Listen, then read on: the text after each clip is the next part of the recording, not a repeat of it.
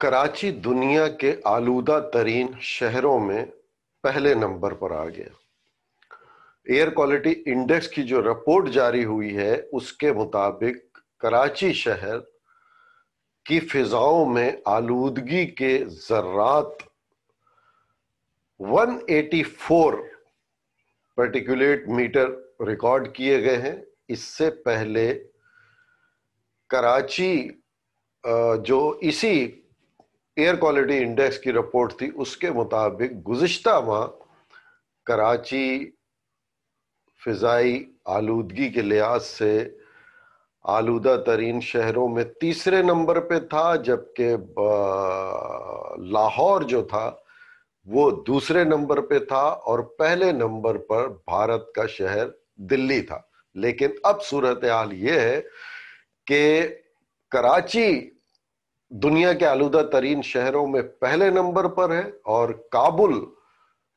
دوسرے نمبر پر، اور ریاض تیسرے نمبر پر۔ ہمارے یہاں کراچی میں جو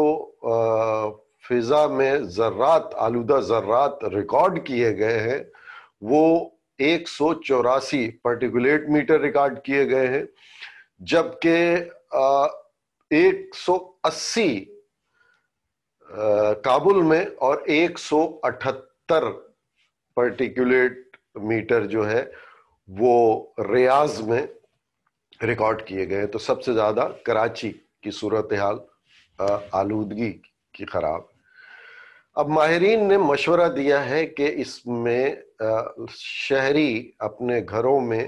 اگر رہتے ہیں تو زیادہ تر کھڑکی اور دروازوں کو بند رکھیں اور ماسک کا استعمال ضرور کریں۔ اب ویسے ہی ہم کورونا کی زد میں ہیں، کورونا کی دوسری لہر ہے، سندھ کے شہر حیدرآباد میں اس کی کورونا کے پھیلاؤ کی شرح سب سے زیادہ بتائی جا رہی ہے، جبکہ ماہرین اسے دوسری لہر کو مزید خطرناک اس لیے قرار دے رہے ہیں کہ جو سمٹم ہے کورونا کے وہ اس بدلتے موسم میں عموماً یہاں وہ سمٹم لوگوں میں پائے جاتے ہیں، نزلہ، زکام، کھانسی،